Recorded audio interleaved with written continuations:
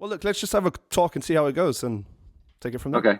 All You right. can always delete it. Exactly.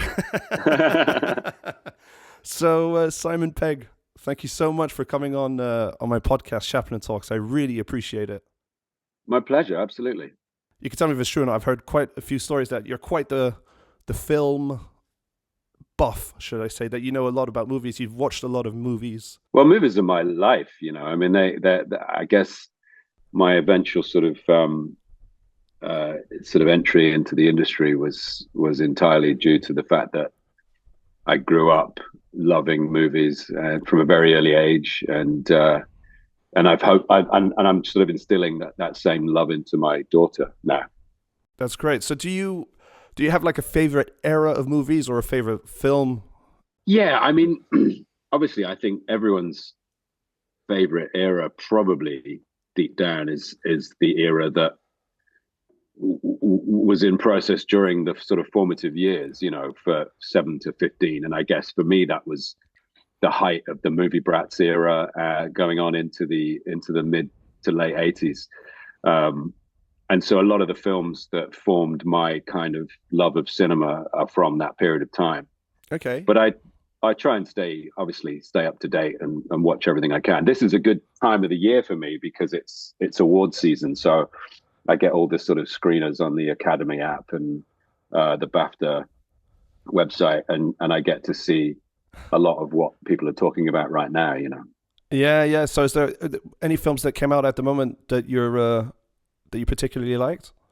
Yeah, I watched Society of Snow last night, which was the film about the Uruguayan rugby team who crashed in the Andes, which was there was that film Alive that came out, I think, in the 90s with Ethan Hawke, which told the story. But this is a far more sort of, I guess, faithful telling because it's from the actual country. The film is made by people from that country. So it was incredible. It's an incredible story anyway, but it's beautifully sort of represented in the movie. I love Past Lives, which I just watched because I'm a bit of a romantic. Okay. And I really, really loved Godzilla -1. I haven't seen that yet. It's just incredible. And it kind of really brought home for me something that I've felt for a long time, which is Hollywood has no business doing Godzilla. It's not theirs. Yeah. You know, it's such a potent signifier for Japan. It's a very personal, I mean, on a national scale, sort of representation of a lot of things that they've been through since the war, since Hiroshima and Nagasaki. And it's a sort of sacred, he is a sacred symbol, you know. He's kind of the manifestation of all their introspection, of their guilt, of their reaction to, you know, nuclear power. And in Godzilla -1, that really, really feels far more sort of deliberate. I think back in the day with the old Toho Godzillas, it was a sort of almost like a kind of unknowing sort of gut reaction to everything that had happened. But now I feel like, you know, with this film, it's very much, pardon my dog. It's all right. It's very much a sort of, you know, it's a far more measured and self-aware version of Godzilla. And you know, for me, when America does Godzilla, it's like it's just a big monster. They've just sort of co-opted this. It's the worst case of cultural appropriation, I think. And you know, by the very country which sort of inflicted that genocide on them in the first place. So it does seem, for me, it seems really inappropriate for when they do it, because it doesn't have that depth and that sort of emotional kind of resonance. I mean, Yeah. it's genuinely a brilliant movie. Okay. Okay. I'll definitely gonna put that on my list for sure. Yeah, do And check it out. I will. And I would say that I discovered your movies a little bit later on after they came out. I mean, it was still maybe Yeah. in the mid 2000s. But one of my favorite films that you did, which I think is kind of a random one, and I don't know why it sticks out in my mind, is How to Lose Friends and Alienate People that you were in. Yeah, that was a fun film to make, actually. Yeah, I would imagine. Do you get nervous, when you get asked to go and act in front of people like Jeff Bridges or Tom Cruise or something? Yeah, absolutely. I mean, Jeff Bridges, particularly, it's on a different sort of the experience of working with Tom and working with Jeff Bridges were equally as kind of intimidating and as awesome, but slightly different. I felt with let me just get Bramwell, stop shouting. He can see his reflection and he thinks it's another dog. He's only 5 months old. Amazing, great. Yeah, I mean, working with Jeff was amazing. Just as a massive fan of his, and as a kind of a fan of his craft and his acting and the films he's been in, and getting to act with him was great, because you're only ever as good as the actors that you play alongside, because you absorb their energy and their process, and it was yeah, I remember. He's such a cool guy as well. He is the dude. I mean, he has that vibe. He's sort of so laid back and so sort of funny and charming, that it was a real pleasure. As it is with Tom. I mean, Tom's different because he's Tom Cruise, Yeah. And so my first experience of working with him was he walked onto. I didn't meet him before I did the scene with him. He just sort of walked on set, and it was like action. Whereas with Jeff, I hung out for a bit first and got to know him. Because then after seeing that film, it definitely led me to discovering some of your other films, especially some of the early stuff. I mean, like the obvious ones like Shaun of the Dead, and they're almost cult classics now, I would say. Yeah, yeah. A lot like my grandfather. I mean, you wrote a lot of those films that you've acted in. That's right. Yeah, with Edgar Wright. Okay. The Cornetto films. When you write a film, do you kind of write it with you in mind, playing the part? Oh yeah. I mean, for me and Edgar, our sort of collaboration, our process is that we're co-writers, and then at the point of production, we separate into the lead actor and director. And I feel like that's a really, really. It's almost like the optimum sort of situation to be in a way, because Edgar's writing for his own sort of directorial choices. I'm writing for my own sort of my own skill set, as it were. Mm-hmm. And also we have Nick Frost, who's obviously the sort of third member of that triumvirate. Absolutely, yeah. And we write for Nick. We know Nick very well, so that's for me. That's almost like the perfect scenario. Bramwell, stop it! Come here. Come here. Very excited. Sorry. I'll chuck him out if he gets worse. No worries. It always amazes me. It's like, how do you come up with an idea for something like Shaun of the Dead or Hot Fuzz? Or yeah, I mean, well, with Edgar, Edgar and I were making a sitcom called Spaced, and yes, we'd written an episode. I'd written an episode with Jess, who was the other writer, called "I swear to God, I'm going to fucking kill you." I mean it. You're ruining this very interesting podcast. Bramwell, come here.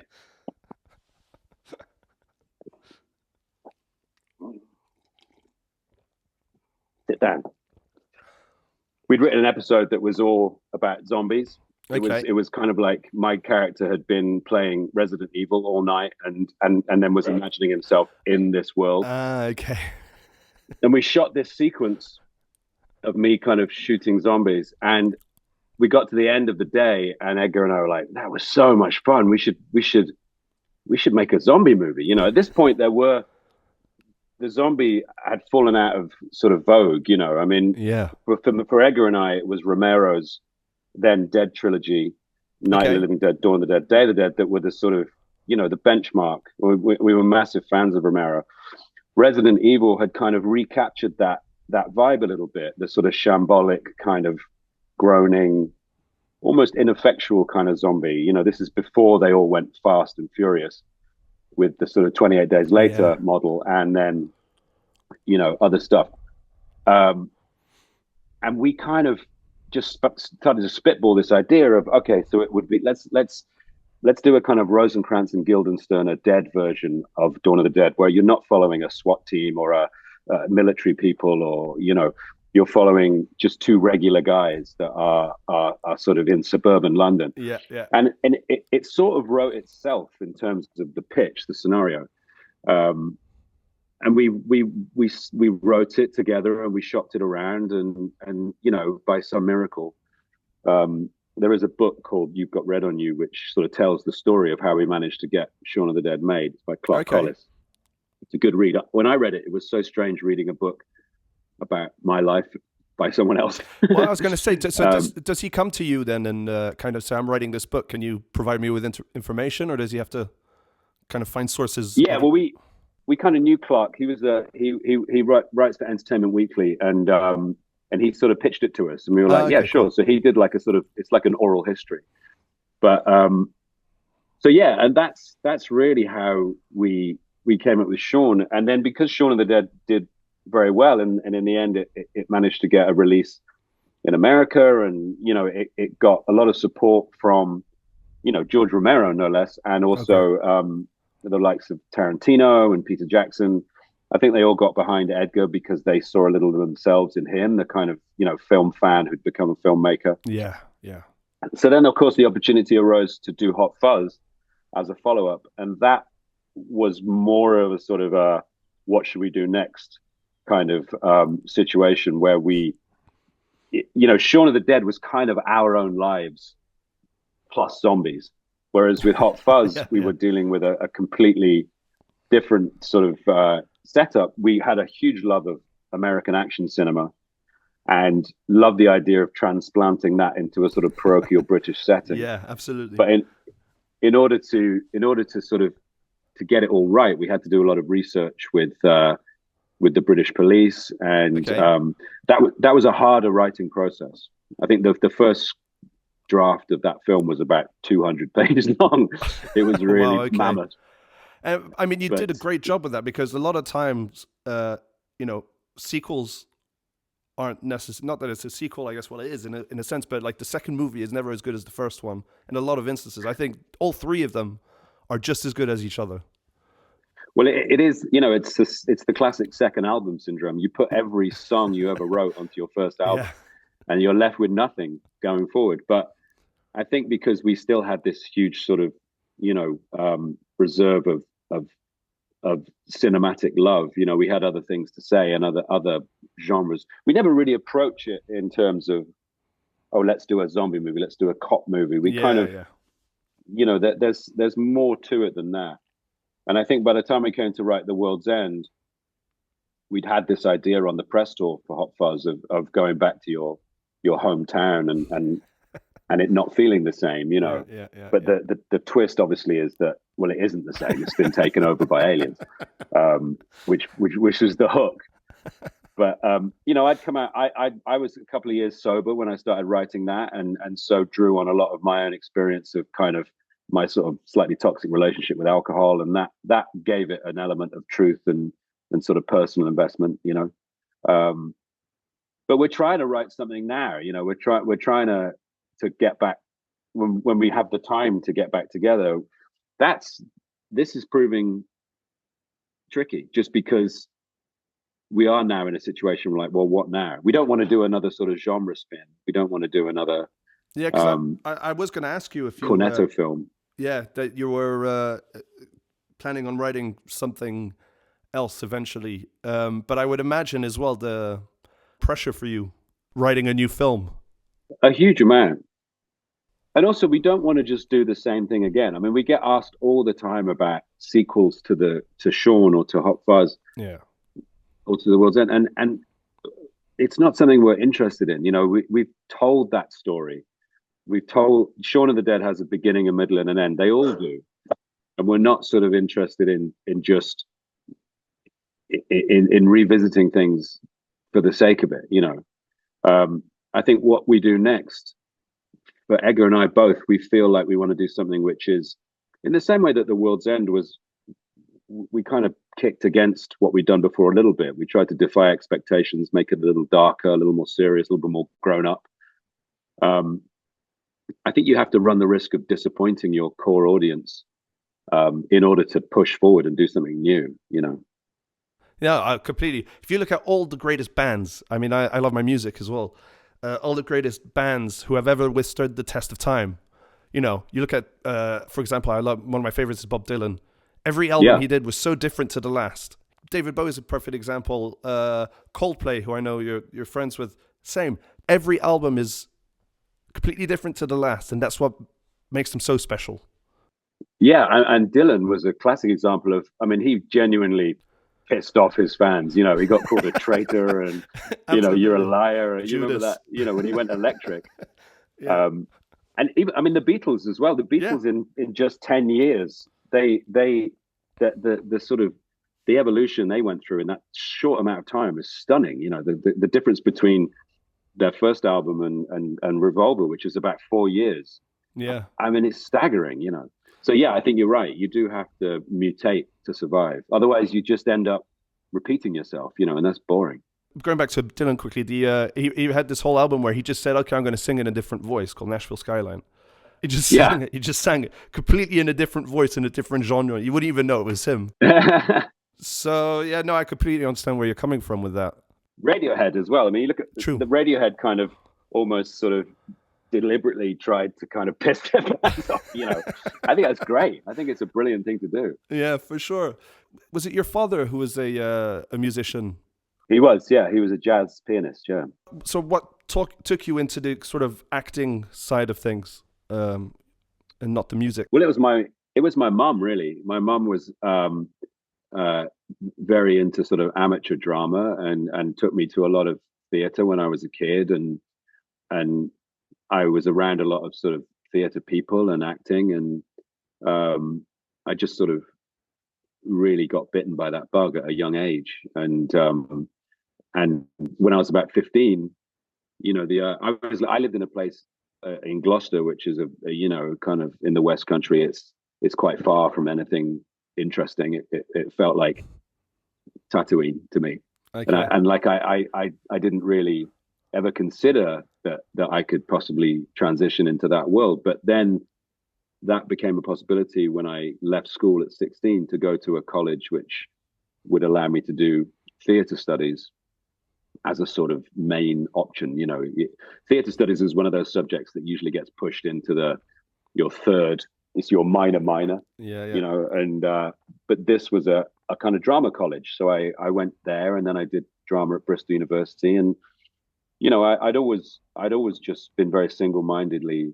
To be honest, at first it was more, as much as I loved movies, I kind of saw myself as a theatrical actor, and then studying film at university and okay. Getting a sort of technical wherewithal with regards to cinema in terms of critical theory, that just made me want to do films more. Okay, interesting. At university, when you go to study film, what do you do? Do you actually sit down and watch films and write, dissertations on certain films? Yeah. Okay. So what was yours? My extended essay, which is a kind of like a half dissertation, was about Star Wars. Great. Kind of it was about consent, which was a theoretical, a sort of Marxist theory about how when you watch a movie which has certain inherent kind of attitudes and themes, if you don't critically objectify yourself from that, then you're agreeing with it. So the very simple example is if you watch a sexist movie and you don't think this is sexist, then you are being sexist.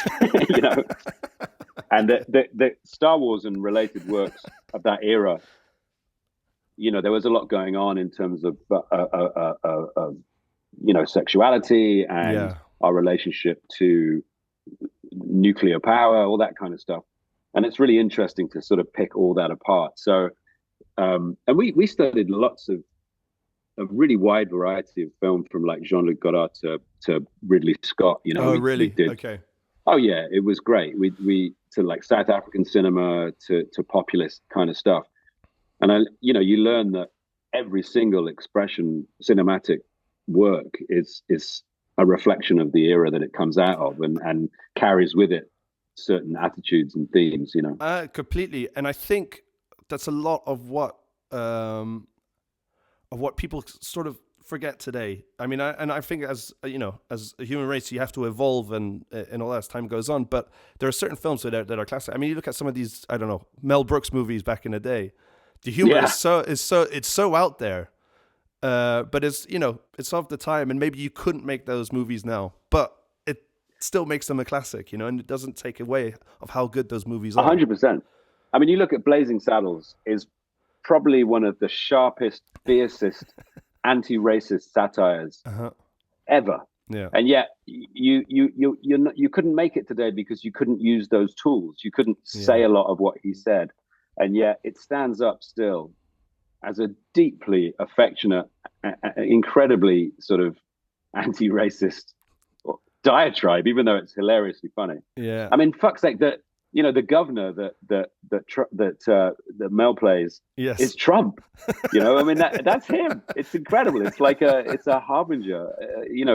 30, 40 years before that man even took power. Yeah, no, absolutely. It's so true. I mean, I don't know how familiar you are with some of my grandfather's work. Oh, come on. But I mean, he was also kind of the same. And I think he did it on purpose to almost make political statements and just say what he was thinking at the time. Oh my God. I mean, that monologue in The Great Dictator is it's so, even today, you hear it today and it just feels so current and so important, Yeah. And I mean, you take a film like that, he was making that film during a time when, no one had really gone to war just yet, but he could see what was coming. Yeah. In America, they said, we're not going to release the film. In England, they said, we're not going to release the film. Yeah. And he was like, I don't care. I'm going to make it anyway. And, and did. And the prescience of that movie is astounding. Yeah. I heard a funny story. There's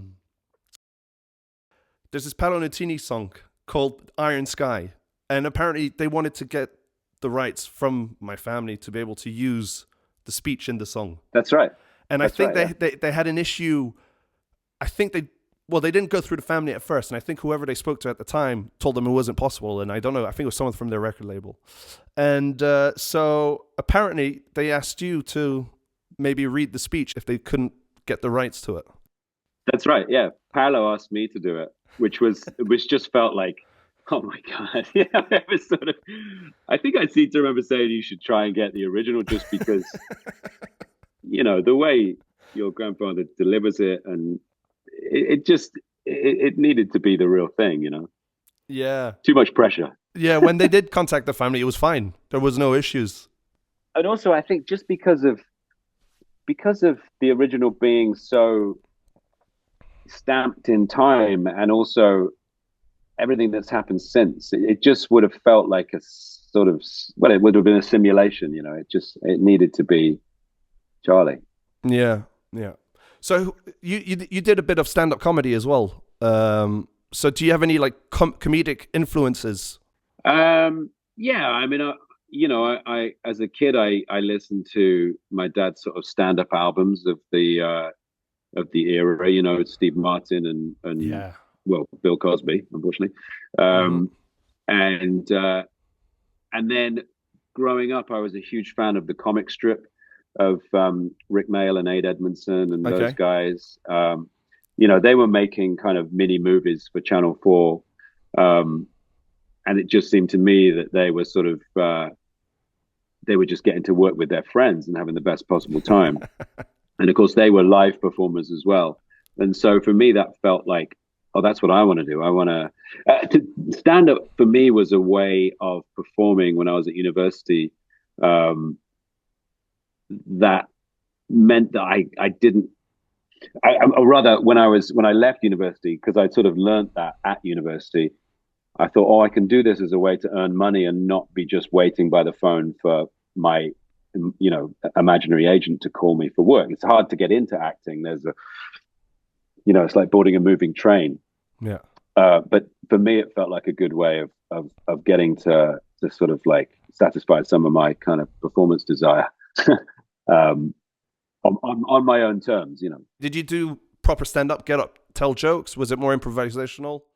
Yeah, I had like a routine. I wrote like a sort of it was a kind of, it was quite surreal, quite. It wasn't particularly. I guess it was sort of surreal, observational, I guess you would say.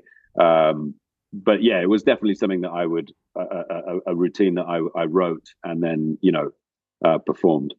My granddad always said, apparently, he was like, if you're going to act in a movie and you're going to be a ballerina or whatever it is, you have to 100% believe you're a ballerina, because if you don't believe in yourself, no one else is going to believe in you. So in a way, if you're going to make a funny film, you need to know that your jokes are going to be funny, in a sense. So I'm sure stand-up comedy must have helped with that. You have to have the courage of your conviction. When you walk onto the stage, that, if the audience get a sense that you aren't confident in your own. Comics that had brilliant material, were too nervous, and they wouldn't go down as well as comics who had mediocre material but had a huge amount of confidence. Half the job is getting the audience to relax, and so you do have to have an understanding that you are, you are confident at the wheel, because otherwise the audience just gets scared and start talking to each other. All right. So do you have any projects coming up then, or what are you up to at the moment? At the moment, I'm still shooting Mission Impossible. We started shooting. It's basically the current Mission Impossible is a two-parter, and the first part came out in the summertime, and we are about to resume shooting part two, which was delayed because of the strikes. Mm-hmm.